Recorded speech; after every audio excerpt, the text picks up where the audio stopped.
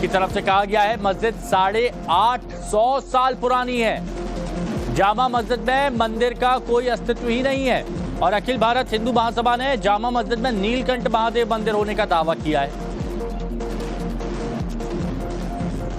सरकार की ओर से डीजीसी के द्वारा अपना पक्ष रखा जा चुका है। अब इंतजामिया कमेटी की ओर से अपना पक्ष रखा जा रहा है और उसका विस्तृत जवाब हम लोगों के द्वारा दिया जाएगा। आज उनकी बहस पूरी नहीं हुई है, 3 तारीख के लिए समय लिया गया है। 3 तारीख को अब आगे की शेष बहस शुरू हो। ये कई कानूनों से बार्ड बाई ला है, वक्फ एक्ट से भी बाहर है, 1991 के एक्ट से भी बाहर है और पोजीशन नहीं है। तो अगर मेंटेनेबल में डिक्लेरेशन नहीं लिया है तो वो नहीं है मेंटेनेबल। तो इस मुकदमे में बहुत खामियां, ये मुकदमा किसी सूरत में चल नहीं होगा।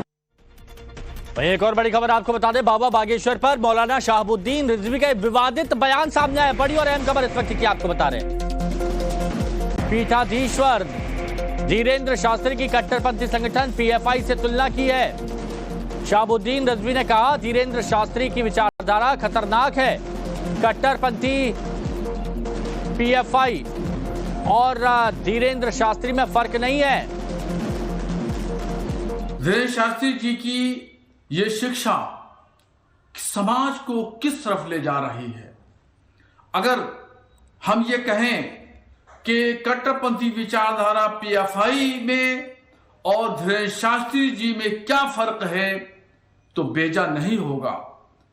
पीएफआई ने भी कट्टरपंथी विचारधारा को आगे बढ़ाने के लिए काम किया। इसी वजह से भारत सरकार ने उस पर प्रतिबंध लगाया और हमने उसका स्वागत किया। और अब इन यात्राओं के जरिए धीरेन्द्र शास्त्री जी पीएफआई जैसे कट्टरपंथी विचारधारा के जैसे संगठनों का मौन खामोश अंदाज में समर्थन कर रहे हैं। और आगे आपको दिखाएंगे हिमाचल में कैसे फंसी कांग्रेस। लेकिन पहले आज की अहम खबरें। सूरत के पाली गांव में उस वक्त हड़कंप मच गया जब 3 बच्चियों की रहस्यमय तरीके से मौत हो गई। बताया जा रहा है कि ठंड से बचने के लिए आग लगाई गई थी। जैसे ही आग का धुआं फैला तो एक के बाद एक सभी बच्चियों को उल्टियां होने लगी और सभी बेहोश हो गईं, जिसके बाद सभी को अस्पताल में भर्ती कराया गया, जहां 3 बच्चियों की मौत हो गई, एक अभी भी गंभीर है। मौत कैसे हुई उसकी जाँच की जा रही है। यूपी के श्रावस्ती में दर्दनाक हादसा हुआ है। टेम्पो और कार की आमने सामने टक्कर हो गई। टक्कर इतनी तेज थी कि 5 लोगों की मौके पर ही मौत हो गई। 7 लोग घायल हैं। इनमें से 4 की हालत बेहद नाजुक बताई जा रही है। यह हादसा नेशनल हाईवे 730 पर हुआ। हादसा इतना भीषण था कि दोनों गाड़ियां कई फीट गहरी खाई में जा गिरी। आगरा में प्रशासन ने गैंगस्टर इमरान के खिलाफ बड़ी कार्रवाई की है। ढोल नगाड़ों के साथ पहुंची पुलिस ने अपराधी की 1 करोड़ की संपत्ति कुर्क की। गैंगस्टर इमरान पर पहले से कई मुकदमे दर्ज हैं। पुलिस के मुताबिक इमरान ने गैंग के साथ मिलकर कई अपराध के जरिए संपत्ति अर्जित की थी, जिसे कुर्क किया गया है। 9 महीनों से ज्यादा समय से पंजाब हरियाणा की सीमा पर स्थित शंभू बॉर्डर पर किसान आंदोलन चल रहा है। इसी कड़ी में किसान संगठनों की ओर से 6 दिसंबर को दिल्ली की ओर पैदल कूच का ऐलान किया गया है। शंभू बॉर्डर पर अब किसानों की संख्या बढ़ती जा रही है। किसानों का कहना है कि वे पैदल कूच के लिए तैयार है। केंद्र पर फसलों के लिए एमएसपी की कानूनी गारंटी सहित अपनी तमाम मांगों को स्वीकार करने का दबाव बनाएंगे। पूर्णिया के सांसद पप्पू यादव को लॉरेंस बिश्नोई गैंग से एक बार फिर से जान से मारने की धमकी मिली है। धमकी में कहा गया है कि लॉरेंस बिश्नोई गैंग के लोग पप्पू यादव के बेहद करीब पहुंच चुके हैं और कभी भी उनकी हत्या की जा सकती है। धमकी में कहा गया है कि 24 घंटे के अंदर जान से मार दिया जाएगा। पप्पू यादव को लॉरेंस बिश्नोई गैंग से जुड़े एक व्यक्ति से पहले भी इसी तरह की धमकी मिली थी और अब एक बार फिर से जान से मारने की धमकी मिली है। और अब खबर जो है वो हिमाचल से है। हिमाचल रोडवेज में राहुल गांधी की डिबेट देखने पर एक्शन ले लिया गया। HRTC ने बस ड्राइवर और कंडक्टर को नोटिस भेज दिया। बस में यात्री के वीडियो चलाने को लेकर नोटिस थमा दिया गया। नोटिस में राहुल गांधी पर डिबेट शो चलाने का जिक्र है और रोडवेज बस में डिबेट शो देखने को लेकर जवाब मांगा। दरअसल बस में कोई यात्री राहुल गांधी से जुड़ी वीडियो देख रहा था। जो शख्स डिबेट सुन रहा था, जिसके बाद इस मामले की शिकायत मुख्यमंत्री कार्यालय तक पहुंच गई और फिर HRTC को मामले पर संज्ञान लेने के लिए कहा गया तो कंडक्टर और ड्राइवर को नोटिस भेज दिया गया।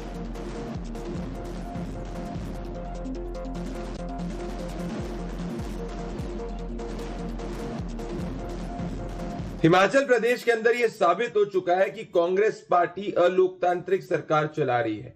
मतलब अब एक बस के अंदर कोई राहुल गांधी के ऊपर बहस भी नहीं कर सकता। इससे साबित हो गया है जो हर व्यक्ति कहता है कि कांग्रेस पार्टी की सोच इमरजेंसी वाली सोच है। सुक्कू सरकार ने ड्राइवर और कंडक्टर और लोगों को नोटिस भेजकर यह स्पष्ट कर दिया है कि अगर राहुल, प्रियंका और सोनिया की कभी सरकार आएगी तो देश में लोगों का ये मुंह बंद कर देंगे।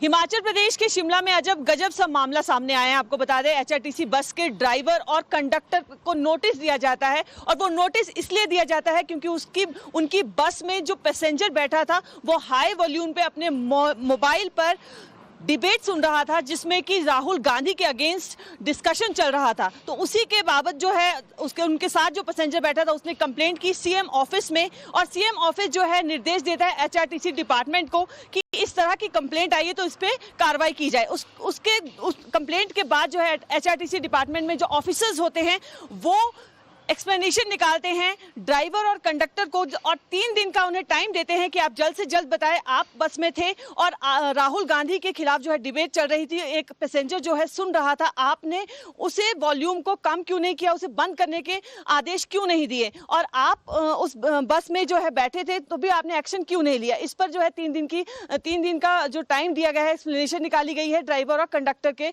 खिलाफ।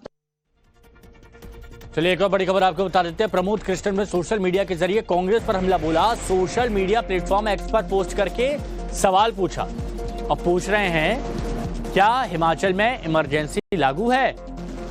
आचार्य प्रमोद कृष्णन भी सवाल पूछ रहे हैं। ये जो आप पोस्ट देख रहे हैं ये वही पोस्ट है, क्या हिमाचल में इमरजेंसी लागू है।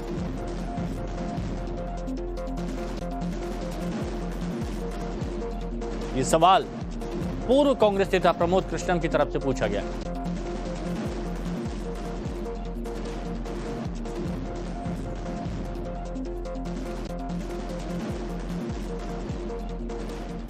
और आगे आपको दिखाएंगे महाराष्ट्र की सियासत से जुड़ी खबरें, लेकिन पहले top political news. Priyanka Gandhi सांसद बनने के बाद आज पहली बार राहुल गांधी के साथ में वायनाड पहुंची। वायनाड में प्रियंका गांधी ने एक सभा को संबोधित किया। उससे पहले प्रियंका गांधी ने मीडिया के साथ में बातचीत की।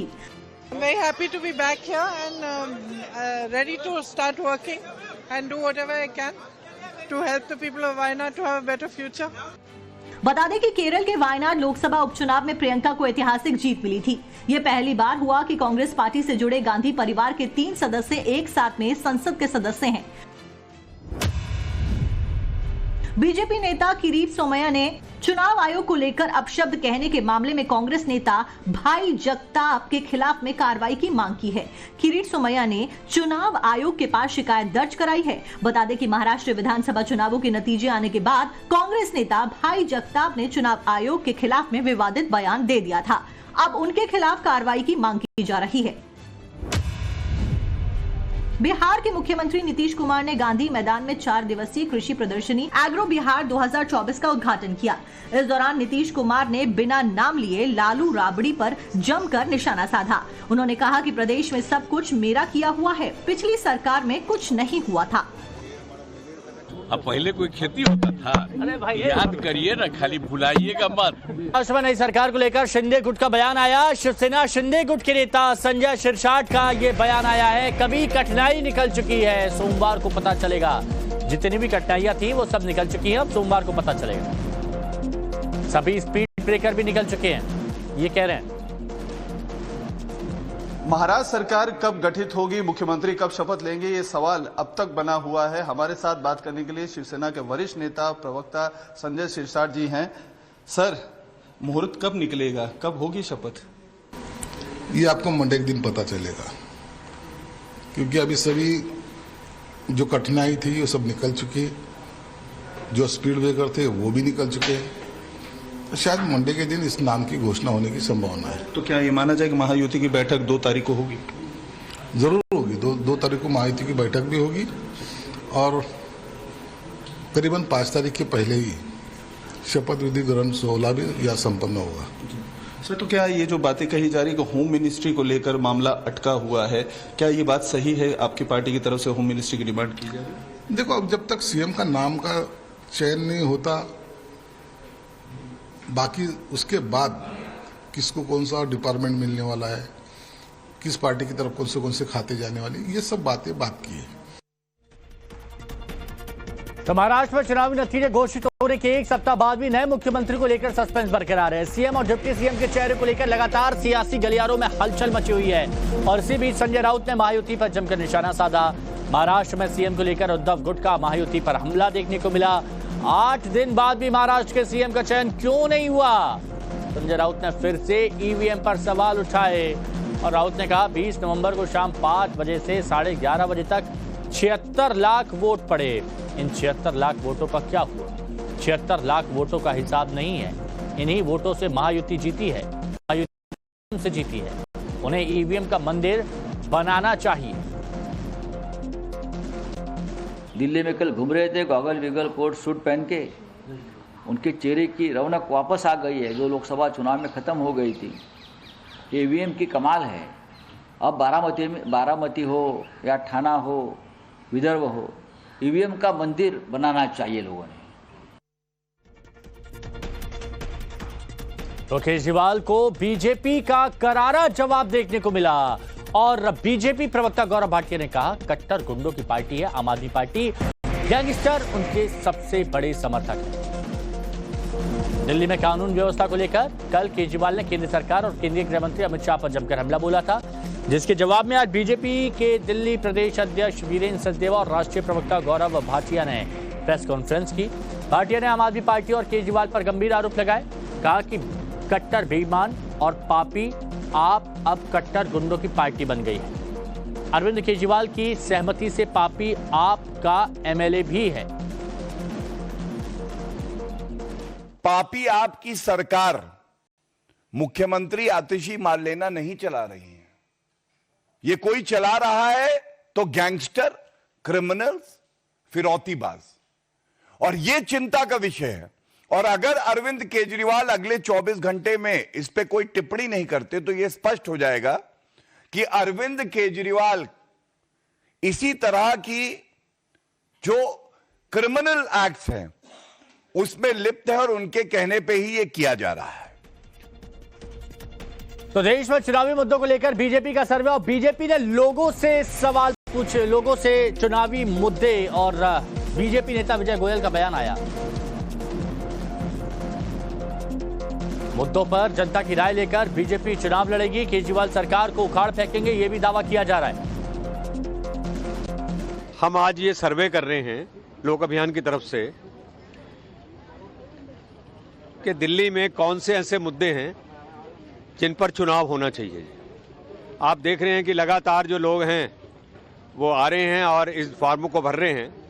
दिल्ली के जो प्रमुख मुद्दे हैं उसमें जो लोग बताते हैं उसमें सबसे बड़ा मुद्दा है पानी और सीवर, फिर बताते हैं प्रदूषण, फिर बताते हैं टूटी सड़कें, फिर बताते हैं कूड़ा और कूड़े के पहाड़, और उसके बाद बताते हैं भ्रष्टाचार, और उसके बाद बताते हैं ट्रैफिक, बस अवस्था,